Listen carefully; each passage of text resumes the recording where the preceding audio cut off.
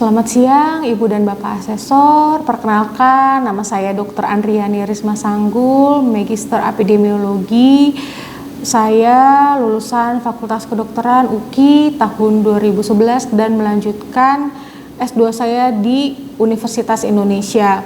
Saya membuat video ini sebagai syarat untuk sertifikasi dosen tahun 2026. Kemudian di UKI saya ditugaskan untuk mengajar di bagian epidemiologi di kedokteran komunitas dan juga saya mengajar skills lab. Kemudian pada saat ini saya akan membawakan materi terkait pemeriksaan ketajaman penglihatan mata dan juga bagian mata, pemeriksaan bagian mata di bagian anterior atau di bagian depan mata. Nanti metode yang saya ajarkan yaitu awalnya saya akan memberikan materi singkat kepada adik-adik mahasiswa, kemudian dilanjutkan saya akan melakukan peragaan dan dilanjutkan dengan adik-adik akan melakukan pemeriksaan atau akan mencontoh satu persatu sampai mereka bisa.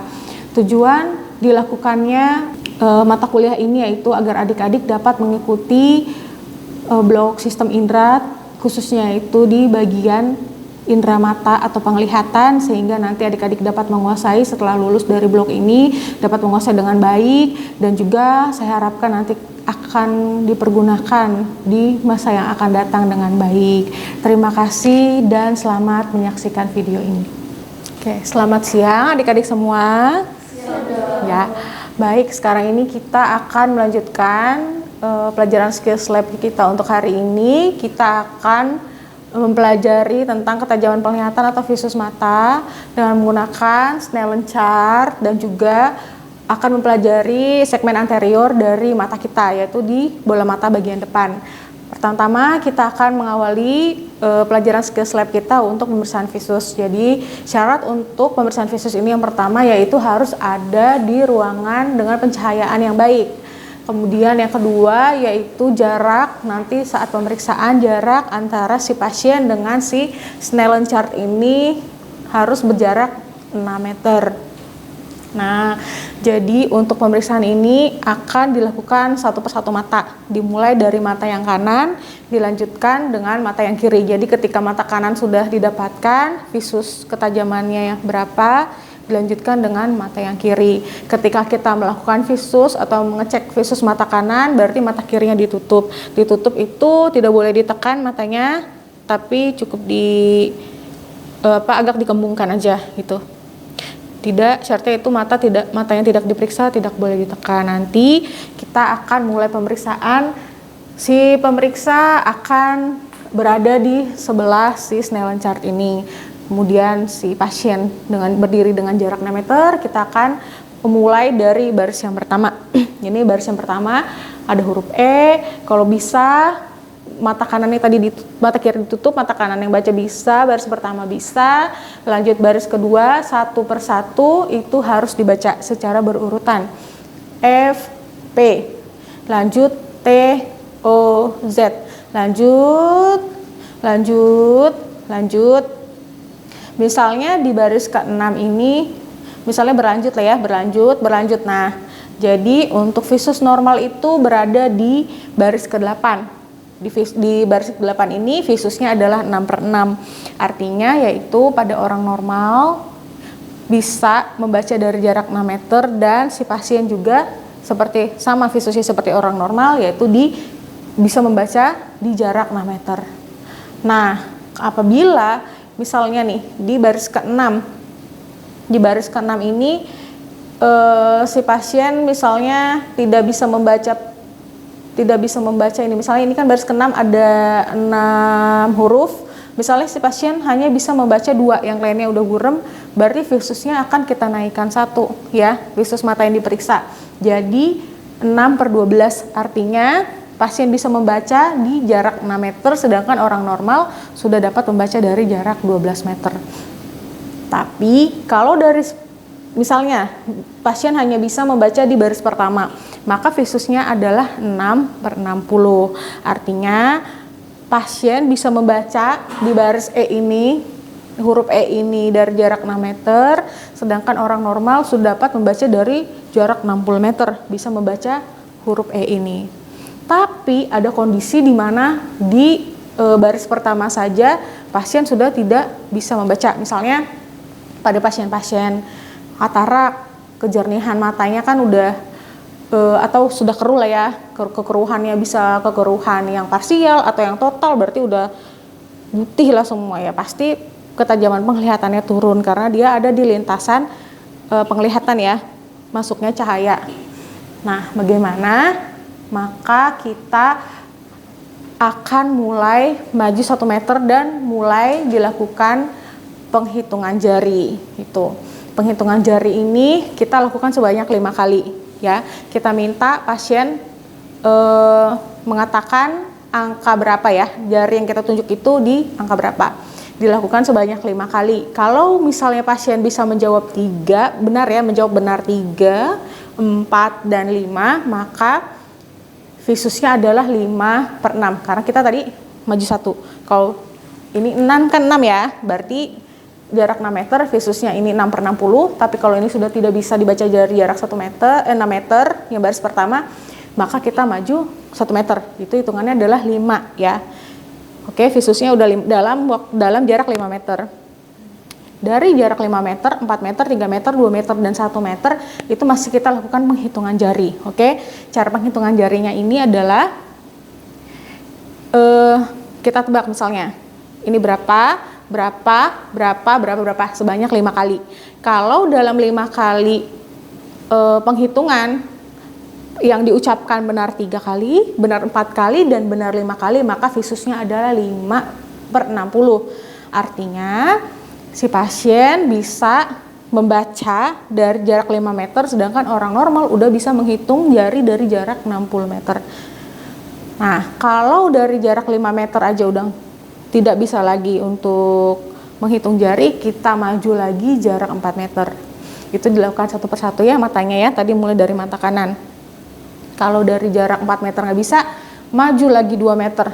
2 meter nggak bisa, dari jarak 1 meter, tetap hitung jari. Ya, hitung jari kalau misalnya bisa di jarak 1 meter hitung jari, maka visusnya adalah 1/60. Artinya pasien baru bisa hitung jari di jarak 1 meter, sedangkan orang normal sudah bisa menghitung dari jarak 60 meter.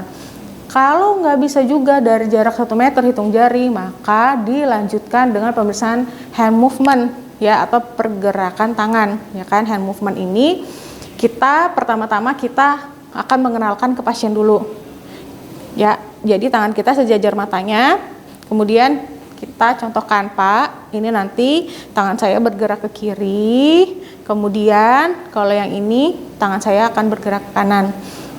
Nah, pemeriksaan ini dilakukan sebanyak 5 kali. Coba contohnya, ini bergerak kemana, Pak? Oke, ini kemana, Pak? Kiri. Ini kemana, Pak? Kiri. Ini kemana? Ke kanan. Ini kemana? Ke kanan. Nah, kalau dari jarak 1 meter dengan hand movement itu pasien sudah dapat menebak, sudah dapat menentukan dengan baik, berarti visus pasien yaitu untuk mata kanannya 1/300. Nah, tapi kalau misalnya tidak bisa juga dengan hand movement, maka dengan pen light. Tolong pen lightnya. Baik, masih. Nah, pen light ini dari jarak 1 meter, ini adalah, coba ditutup mata kirinya. Ini. Nah, kita center. Kalau misalnya kita minta pasien melihat apakah ada cahaya. Nah, apakah ada cahaya? Ada. Apakah ada cahaya? Tidak ada. Berarti kalau benar adalah visusnya light perception. Visus untuk mata kanan, light perception atau 1/3. Nah, kalau orang yang sudah benar-benar nggak bisa ngelihat, kadang-kadang harus kita mungkin bisa jadi tebak-tebakan kan, makanya kita pastikan kembali. Bisa lihat, Pak, misalnya pasien bilang bisa lihat padahal nggak ada sinar, berarti visusnya no light perception. Nah, hal yang sama juga kita lakukan untuk mata yang sebelah kiri, mulai dari awal. Mulai dari baris pertama si Snellen chart ini. Jangan lupa harus dilakukan di ruangan yang terang, pencahayaannya baik, dan dilakukan dengan jarak 6 meter. Oke, ada yang mau ditanyakan? Sampai di sini adik-adik untuk pemeriksaan ketajaman penglihatan? Sudah cukup ya? Sudah cukup jelas. Baik, sekarang kita akan lanjut untuk belajar ya, praktek untuk pemeriksaan ketajaman penglihatan. Yuk silahkan Cindy dicoba untuk pemeriksaannya. Ya, di sini saya akan mencontohkan pemeriksaan visus ini dengan menggunakan Snellen chart. Jadi kita anggap jarak antara si Snellen chart dengan pasien yaitu dalam jarak 6 meter. Kita minta pasien untuk menutup mata kiri. Tutup mata kirinya Cindy. Kemudian saya akan mengarahkan pasien untuk membaca mulai dari baris pertama. Ini huruf apa? Ini F, P, T, O, Z, L, P, E, D, P, E, C, F, D, E, D, F, C, Z, P, F, E, L, O, P, Z, D, D, E, F, P, O, T, E, C, L, E, F, O, D, P, C, T, F, D, P, L, T, C, E, O, P, E, Z, O, L, C, F, T, D. Oke, selesai ya sampai baris ke-11. Di sini didapatkan visusnya yaitu 6/3. Ada yang tahu nggak artinya apa? Visus 6/3.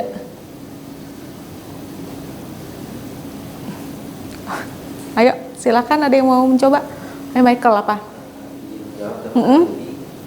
Pasien itu dapat melihat dari jarak 6 meter, di mana normal itu dapat dilihat dari jarak 3 meter. Oke, jadi dari jarak 6 meter pasien sudah bisa membaca ini. Padahal orang normal harusnya bisa membaca baru dari jarak 3 meter ya. Jadi ketajaman penglihatan pasien itu tajam ya.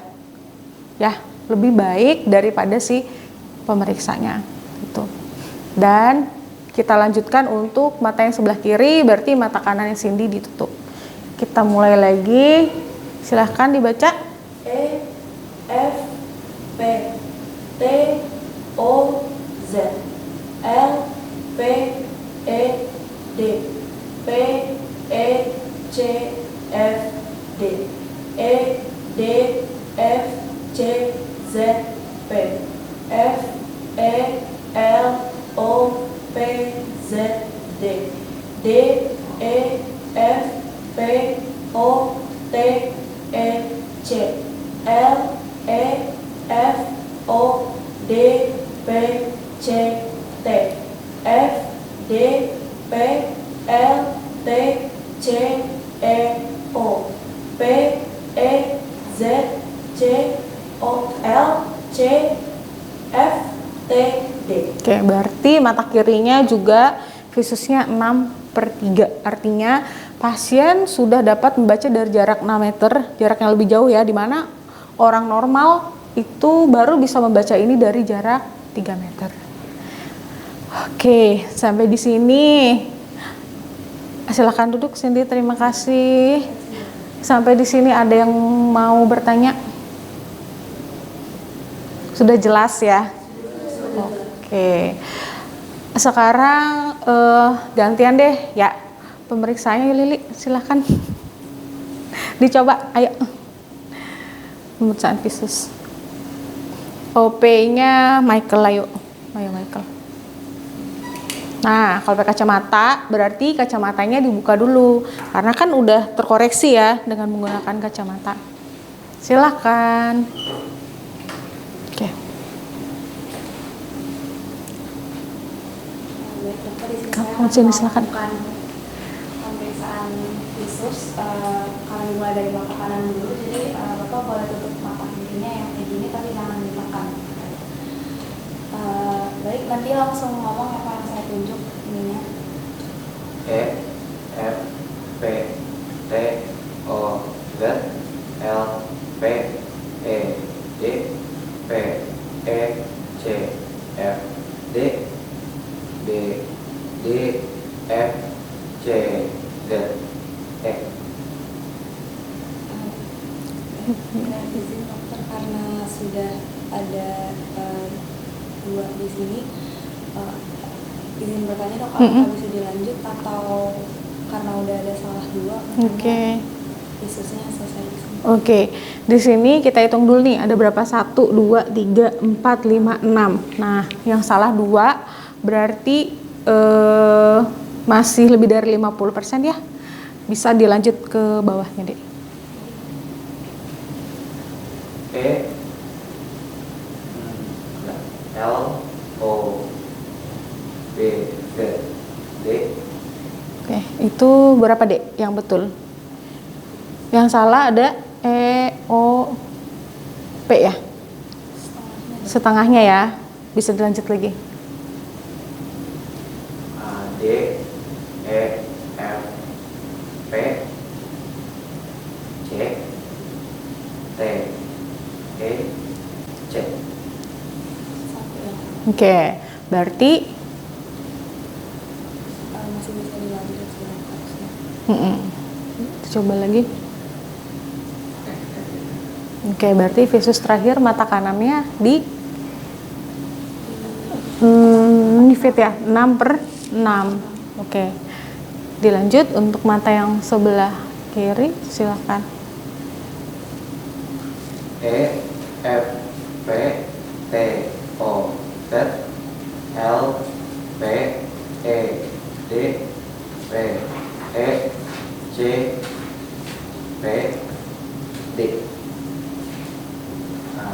C D F C Z P. Nggak kebaca lagi? F F E L O P Z D O C F E O T P E O. Oke. Salahnya udah lebih dari 50 ya. Di sini berarti visusnya naik menjadi 6/7. Artinya berarti di mata tadi mata kanan visusnya 6/6 dan mata kiri Michael yaitu visusnya 6/7, di mana Michael bisa membaca dari jarak 6 meter sedangkan orang yang normal bisa membaca si baris ketujuh ini dari jarak 7 meter. Oke, nanti seterusnya akan dikoreksi dengan pinhole ya, dilanjutkan dengan pinhole untuk koreksi refraksinya. Terima kasih Michael, silahkan duduk. Nah, kurang lebihnya seperti itu untuk pemeriksaan ketajaman penglihatan atau visus mata. Ada yang mau ditanyakan, adik-adik? Sudah jelas sampai di sini? Oke, kita akan melanjutkan ke pemeriksaan mata di segmen anteriornya ya. Segmen anterior mata ini ada lagi selain visus ini ada pemeriksaan yaitu tes lapangan pandang. Lapangan pandang itu untuk membandingkan lapangan pandang pemeriksa dengan lapangan pandang si pasien dengan konfrontasi Donder. Jadi nanti kita pasien dan pemeriksa itu duduk dengan jarak 1 meter, kemudian matanya juga ditutup. Kalau mata pasien yang akan diperiksa sebelah kanan, berarti mata pemeriksa sebelah kiri yang ditutup. Kemudian kita akan cek dari luar ya, cek dari luar. Kita minta pasien menyebutkan masih terlihat atau tidak terlihat. Terlihat, dapat dilihat atau tidak jari si pemeriksa. Tuh. Misalnya begini, dengan mata pasien itu kita minta untuk melihat ke mata pemeriksa. Jadi bukan ikut gerakan si tangan, tapi tetap fokus ke mata pemeriksa. Nih, terlihat. Kemudian, jadi kita bandingkan dengan lapangan pandang kita. Dari atas,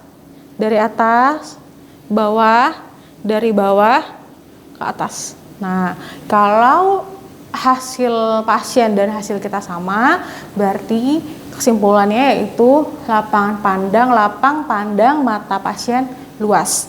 Itu dilakukan di kedua mata. Tadi kita coba mata kanan, itu juga berlaku untuk mata yang kiri. Nih, terlihat. Nah, ini nanti harus duduk ya sebenarnya ya, dan sejajar antara mata pasien dengan mata pemeriksa. Laporannya yaitu lapang pandang mata pasien luas untuk mata kiri dan kanan. Itu adalah tes untuk lapang pandang. Selanjutnya kita akan melakukan pemeriksaan untuk segmen anterior mata. Nah, di mata kita itu ada segmen anterior dan segmen posterior. Dan segmen anterior ini yang di depan yang kelihatan nih, mulai dari alis, ya, bulu mata, ya kan. Kemudian ada palpebra, ada bulbi atau bola mata, ada sklera nih yang putih-putih ini, ada konjungtiva, ya. Kemudian nanti ada yang mewarnai mata kita ini adalah iris, kemudian ada kornea, kemudian ada pupil. Terus baru kita menilai kamera okuli anterior. Nah, itu adalah bagian-bagian depan mata yang akan kita periksakan kemudian. Mungkin kita bisa lakukan pemeriksaan dari yang bulbi dulu atau bola mata. Kita cek satu persatu ya. Bola mata itu yang diperiksa yaitu pertama kedudukannya. Sebenarnya harusnya berhadapan nih, duduk antara si pasien dan pemeriksa. Jadi kita lihat bola matanya, kedudukan bola matanya di tengah atau tidak. Yang kedua, pergerakan bola matanya. Gimana cara menilainya? Kita minta pasien untuk kepalanya tetap diam tapi bola matanya bergerak mengikuti arah tangan kita dengan dari tengah ya, membentuk huruf H.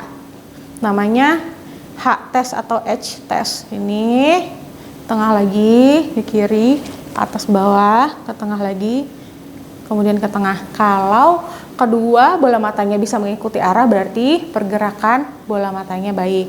Tadi yang pertama sudah kedudukan matanya di tengah, pergerakan bola mata. Yang ketiga yaitu Hirschberg. Hirschberg test itu untuk menilai pantulannya. Jadi dari jarak 2 sampai 30 cm kita lihat, kita minta pasien untuk melihat pandangan jauh, kemudian kita ini cahayanya ini kita arahkan ke pangkal hidung kita. Kita lihat apakah sinar yang jatuh di mata kita itu tepat di tengah bola matanya. Kalau iya, berarti sinar laporannya yaitu simetris dan di tengah. Hirschberg testnya. Kemudian selanjutnya yang tadi kedudukan udah, H test atau pergerakan bola mata sudah, Hirschberg sudah, sekarang cover test. Cover test ini tujuannya buat apa? Untuk mengetahui ada tidaknya strabismus alias juling. Nah, gimana caranya? Jadi kita tutup, ini pasien, mata yang diperiksa akan kita center dari jarak 20 sampai 30 cm dan mata yang satu kita tutup. Ketika kita tutup, apakah bola mata yang kita center ini bergerak ke tengah? Kalau strabismus kan bola mata ininya nggak di tengah ya, bola matanya ya. Kalau kita geser, kalau kita center nih, kita tutup, mata yang sehat, mata yang kita curiga juling, kita center, maka akan bergeraklah bola matanya ke tengah. Artinya cover test positif alias ada strabismus untuk mata yang kita periksa. Karena normalnya kalau udah di tengah ya kita center nggak bakalan bergerak kan, di tengah aja. Tapi ketika mata sehat ditutup, mata yang kita curiga juling kita center, maka akan ada pergerakan bola matanya. Oke, selanjutnya yaitu tekanan intraokular. Tekanan intraokular itu kita palpasi pakai kedua telunjuk kita. Mulai dari mata kanan, dilanjutkan mata kiri. Jadi dua jari, kalau satu jari menahan, satu jari yang mendorong.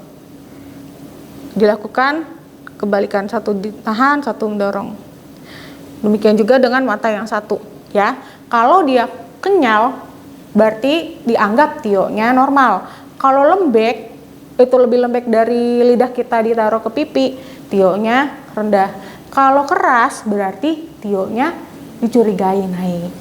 Sampai di sini ada yang mau ditanyakan adik-adik tentang pemeriksaan bola mata? Oke. Baik. Mungkin nanti akan kita lanjutkan pemeriksaan selanjutnya di pertemuan yang akan datang. Terima kasih. Kasih dong. Sama. Kak,